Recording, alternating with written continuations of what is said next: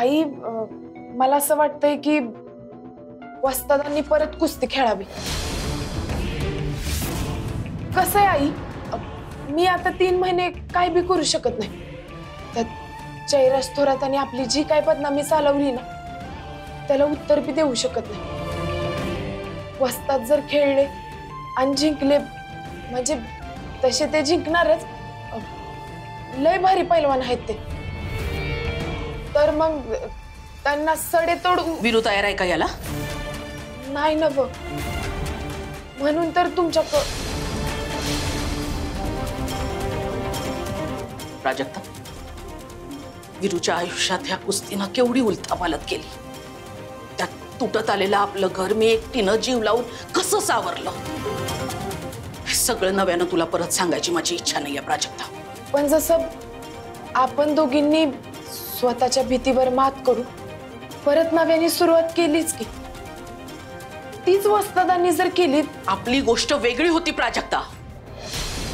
वीरू मरणाच्या दारात जाऊन परत आलाय। सासू म्हणून तुझ्या कुस्तीला मी पाठिंबा दिला कारण तुझी तशीच इच्छा होती, पण वीरू या सगळ्याला तयारच नाहीये। ते तुमच्या नकाराला घाबरत असते आई। हाडाचे पैलवान आहेत ते, कुस्ती त्यांच्या रागारागात आहे। तुम्ही जर त्यांच्याशी बोललात तर एकदा संकटातून सुखरूप बाहेर आले माझा लेकरू,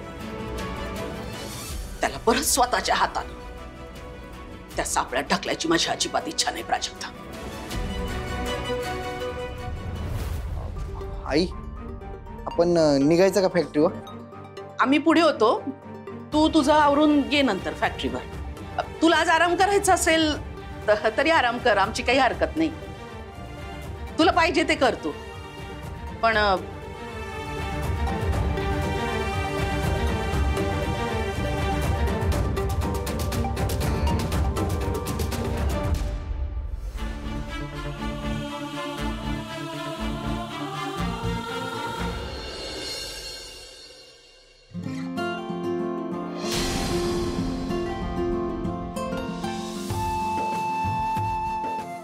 माने, अहो जरा चटचट हात चालवा की। तेच करतोय ना।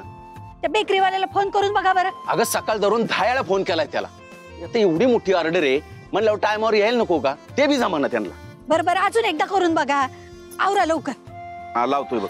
अरे वा वा वा वा सासरे बुवा, लाईत जोमात चाललाय की धंदा? दोघच नडायलात की टिचून? मी काय म्हणतो, तुमच्या त्या पैलवान लेकीला बी घ्या की बोलवून मदतीला। ऐका, अशी बी तिच्या कुस्तीवर आता बंदी आलीये। म्हणावा घरात बसून कुचाळक्या करण्यापरी इकडे जरा मदत कर। ऐका हो सासरे बुवा, आता परत ती काय कुस्ती खेळत नसती। अहो खेळाडूवर बंदी आली की त्याचा टेम्पोच बिघडतोय। वर नियम मोडल्याबद्दल चटदिशी घेत नाही। आणि आता ते विसरून जा, अकादमी वगैरे सगळं विसरून जा। तिची लायकी हा मिसळीचा गाडा चालवायचाच आहे। हे म्हणावं परत इकडं, संसारासाठी 4 पैसे कमव। कुठं कुस्ती कुस्ती करत बसती? संपली तिची कुस्ती। अजिबात नाही, प्राजूची कुस्ती संपलेली नाही। काही झालं तरी हार मानणारी नाही माझी प्राजू। वय की एवढी संकट आली तरी त्याला पुरून उरली हाय माझी लेक। आणि आता बी परत उभारून कुस्ती जिंकूनच दाखविल ती, ते बी तुमच्या नाकावर टिचून। आणि जावई बापू, तुम्हाला जर एवढीच हौस असेल ना तर तुम्ही बी या की इकडं गाड्यावर कामाला। चांगला पगार देऊ आम्ही तुम्हाला, ते बी हक्कानं। मी आज तुमच्या गाड्यावर कामाला? आडलंय माझं खेटर आणि कामाला लागा आमच्याकडं।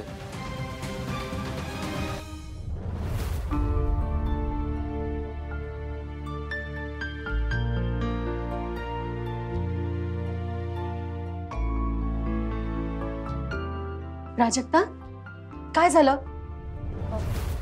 बोललीस तू आईशी? मुळात वस्तादच तयार नाही, मग आई तरी स्वतःहून कशाला हो म्हणते? वहिनी, आई परवानगी देत नाही तर दाद्या बी तयार व्हायचं नाही। बदनामी धुवून काढून अकादमीची बाजू बळकट करायची असेल ना दाद्यानं कुस्ती खेळणं गरजेचं आहे. होय, पण मी म्हंटल तसं वीरू भाऊजी असो नाहीतर आई असो, दोघांना बी कन्व्हिन्स करायची ताकद फक्त तुझ्यात आहे. बरोबर म्हणताय तुम्ही. मी प्रयत्न नाही सोडला. आता लगोलग फॅक्टरी जाते आणि ह्यांच्या मागच लागते. आलेच.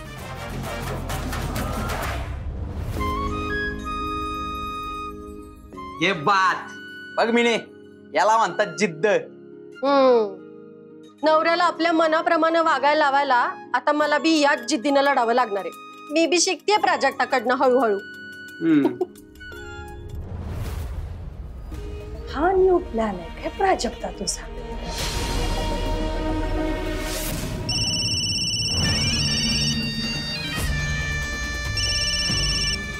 बोल सुन बाई, काय बी बातमी म्हणजे तुझ्या भाषेमध्ये ब्रेकिंग न्यूज. अंकल साहेब, न्यूज व्हेरी व्हेरी ब्रेकिंगच आहे. प्राजक्ताचा न्यू प्लॅन, वीरू भाऊजींना आखाड्यात उतरवायचंय. मग माझ्या अगोदर वहिनीनं जाऊन सांग की. अहो, तिनं ऑलरेडी आईंना सांगितलंय. नाही, सध्या तरी आई नो म्हणाल्यात, पण वहिनी काय स्वतःच्या लेकराला परत मरणाच्या दारात धाडायच्या नाही. वीरू आखाड्यात उतरलाच, जिंकणार मात्र नाही.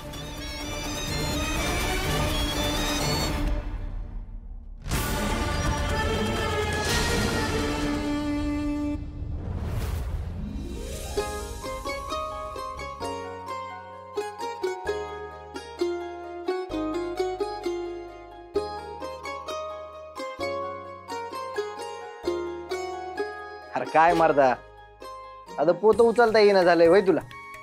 मी मदत करतो. लावात सावकाश.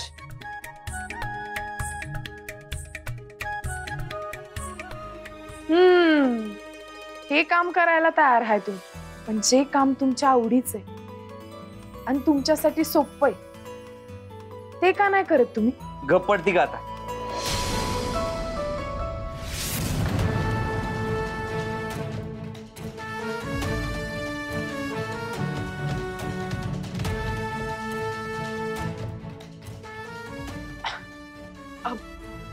तुम्ही काळजी नका करू, आमच्यात भांडण तंटा नाही चालू.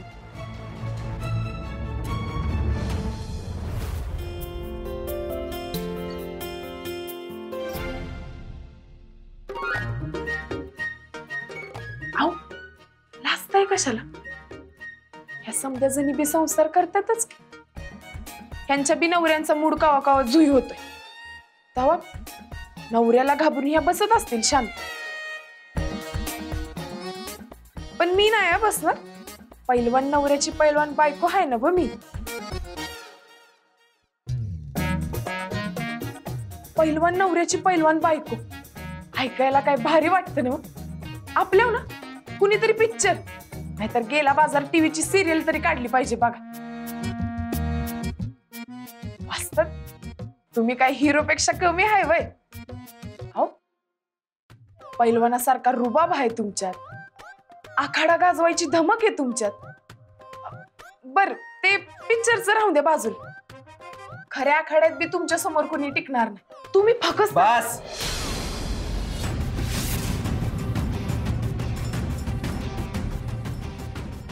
एकदा नाही म्हणून सांगितलं तर समजत नाही का तुला?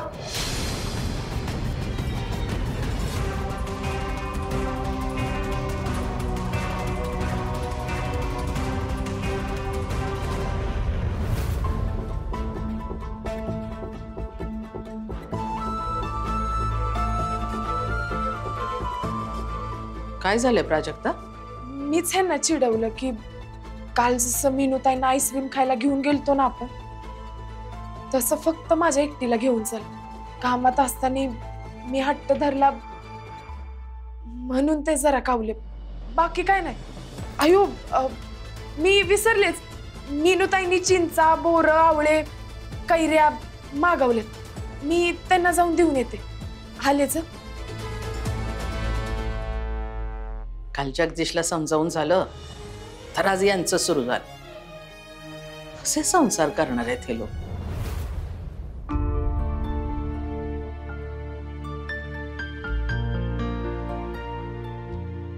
राजू काय ग काय झालं? कुठं काय? अगं मग तुझा चेहरा का असा कोमजलेवानी झालाय? कुठं पप्पा? नाही. हे बघ तुला जर आम्हाला सांगायला अवघडलेवानी वाटत असेल तर नको सांग, काय हरकत नाही. पण बाळा असं मनात ठेवून घुसपटत राहण्यापरीस दुसऱ्याला सांगून मोकळं व्हावं. काय शके? की खरंच प्राची, अगं काय झालंय सांग की.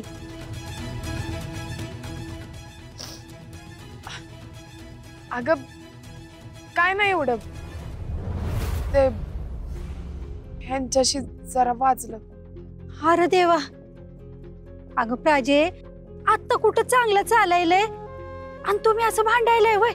अगं मम्मी एवढं काय नाही, म्हणजे तसं काय कारण बी नाही सिरियस. तुझी आणि पप्पांची कचकच होती ना आदन मधन, तसलंच.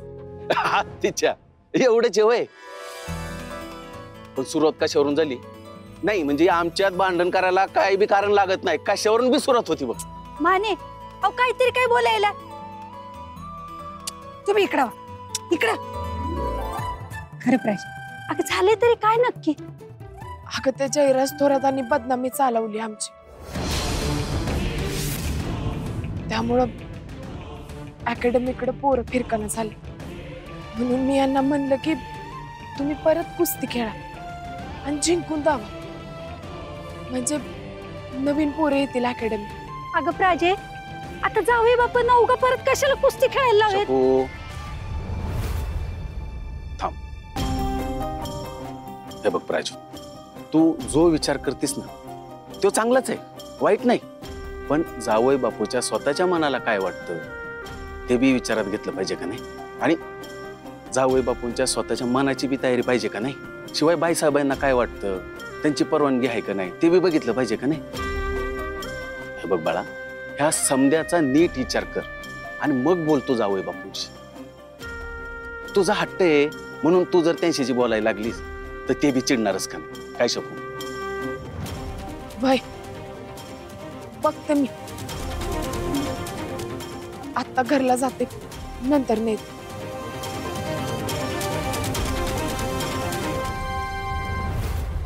शकू ह्यांच्या अकादमीत पोरं येण्यासाठी काहीतरी केलं पाहिजे आपल्याला. मी काय म्हणते माने, आपण समध्या पैलवानांना इथं फुकट मिसळ खायला घातली तर? हो म्हणजे अकादमीची चर्चा बी होईल ना मिसळ खाता खाता. अगं शकू, किती दिवस तू मिसळ फुकट खायला घालणार? आणि मला सांग, कंचा पैलवान रोज येऊन मिसळ खात बसल? आपल्याला काहीतरी वेगळं केलं पाहिजे.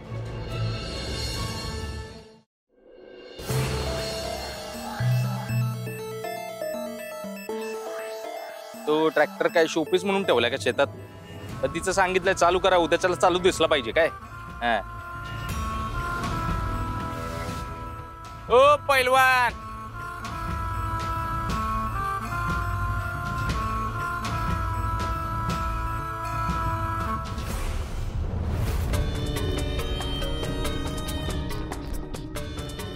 काय पैलवान प्राजक्ता वीरेंद्र शिराळकर, कशी काय सुरू आहे अकादमी?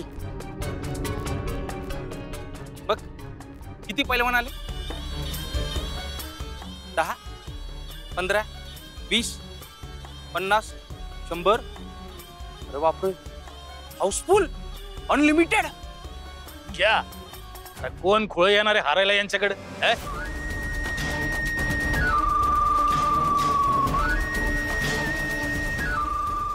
अय पैलवान, जाहिरात कर, नाही तर परत तुझ्या नवऱ्याला आखाड्यात उतरव. काय बी केलंस तरी कोणी बी तुझ्याकडे येणार नाही, ध्यानात ठेव. नाही मी तर म्हणतो तुझ्या नवऱ्याला एकदाचा आखाड्यात उतरवच, लवकर उतर. म्हणजे कसं, तो बी हारला की तुमच्या दोघांचा पण निकाल लागेल ना.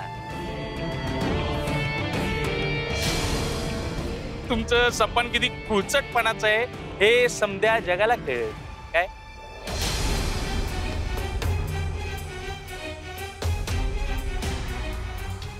ही वस्तादांना परत आकड्यात आणायच्या मागं लागली. ह्यांना कसं काय समजलं? घरातली बातमी बाहेर कशी काय गेली? आई, हा समजा माल पुढच्या हप्त्यात डिलिव्हर करायचा आहे, त्याच्या डिटेल्स आहेत. विरू थांब.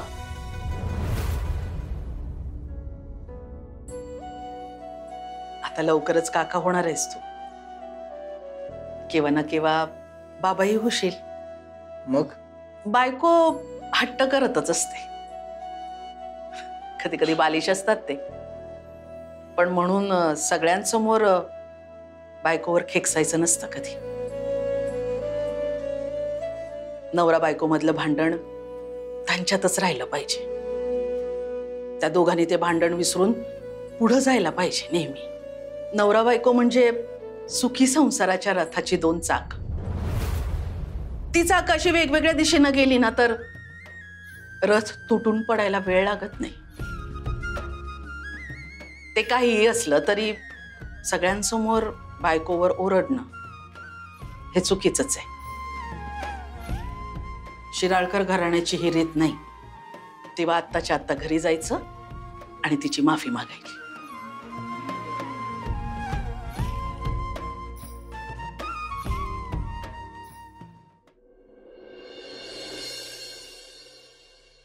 हॅलो, निघालो जरा कळ काढ, पोचतोच थोड्या वेळात. हा, ठेवतो फोन. Bye bye. कुठेही जायचं नाहीये, माझ्यासोबत थांबा की जरा वेळ. काय आचरटपणा लावलंस ग मीने?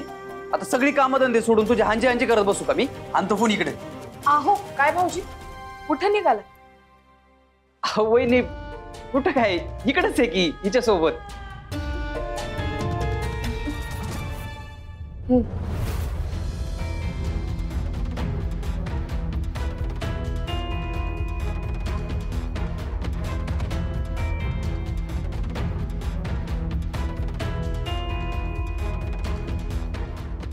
प्राजक्ता, काय झालं?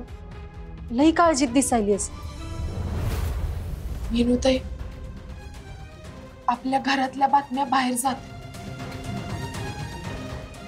जयराज आणि काकासाहेबांना समजले की मी वसदांना परत आखाड्यात उतरवायचा प्रयत्न करते. वहिनी, चाड्या करणाऱ्या दोनच टाळकीत आपल्या घरात. Very very hot inside kitchen. मम्मा जरा एसी मध्ये बसून कूल होऊया. चल रूम मध्ये. व्हॉट?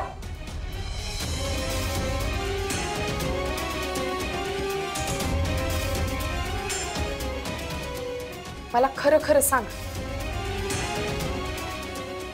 तुम्ही अजून बी काकासाहेबांशी बोलताय ना?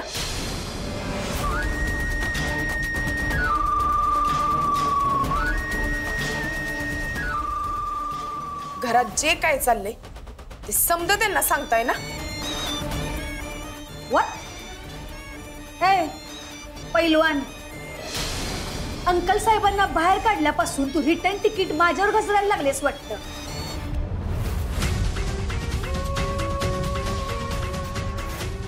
पण एक गोष्ट रिमेंबर ठेवायची पैलवान, I am a thoroughly son of this घरची. तुझ्या आधीपासून मी या घरात आहे. मी नाही का व घर फोडायला घेतलं? तू आल्यापासून हे प्रॉब्लेम सुरू झाले. तेव्हा स्वतःला आवर घालायचं आणि सायलेंट मोडवर राहायचं. अंडरस्टँड? कांचन, सापडली फाईल.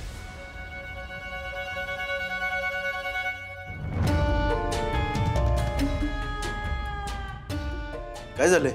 काय होणार आहे शिराळकर? नेहमीच हिने रिटर्न तिकीट माझी बॅड पब्लिसिटी चालू केली आहे. हिच्या कुस्ती खेळण्यावर बंदी आली आहे. आता वीरू भाऊजींना आखाड्यामध्ये उतरवायला निघाली आहे. काय? येस. ए बय, तू सतत या घराच्या सुखावरच उठलेली असतेस काय? हा, आधी कुस्तीच्या नादाला लागून स्वतःची वाट लावून घेतलीस आणि आता माझ्या भावाला बर्बाद करायला निघालीस. हे बघ, तुला तुझ्या कुंकवाची काळजी नसेल, पण मला माझ्या भावाची काळजी आहे. कळलं का? कुल शिराळकर, कुल. तुम्ही कशाला तुमचं बीपी हाय करून घ्यायला लागलाय? एक दिवस त्यांना बी हिचा माज नकोसा होईल आणि ते स्वतःच हिला आउट हाऊस काढतील. बास जाऊबाई. एकतर आजवर तुम्ही किती बी प्रयत्न केले तरी तुम्हाला मला या घरातनं बाहेर काढणं जमलेलं नाही आणि जमणार बी नाही. कारण मी फक्त स्वतःच्या संसाराचा नव्हे तर अख्ख्या घराण्याच्या भल्याचा विचार करते. आणि यात मला माझ्या नवऱ्याची भक्कम साथ आहे. कारण तुम्हाला जरी नसली ना तरी आम्हाला मामनजींच्या सपानाची पर्वा आहे. तेव्हा तुम्ही बघाच उद्या सकाळपर्यंत माझे वस्तात परत कुस्तीच्या आखाड्यात उतरायला तयार होतील.